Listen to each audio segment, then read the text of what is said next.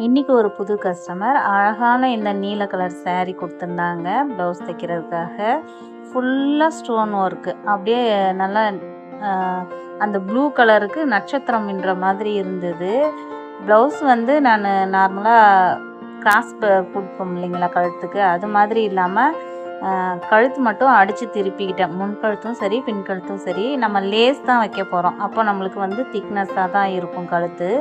படிமான தையல் போட்டுட்டு சுற்றி வர ஃபுல்லாக தையல் போட்டு எடுத்துக்கிட்டேன். ரவுண்டு கழுத்துக்கு லேஸ் மட்டும் அவங்க கொஞ்சம் பட்டையாக வாங்கியிருந்தாங்க.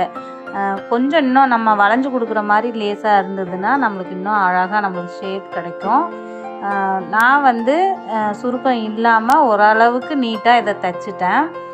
கைக்கும் அதே மாதிரி வச்சுருந்தாங்க. லேஸ் நல்லா பக்காவாக இருந்ததுங்க. அந்த நீல கலர் சாரியில் இருந்த அதே கலர், அந்த மாதிரியே ஸ்டோன் ஒர்க்கு பார்க்கவே அட்டகாசமாக இருந்தது.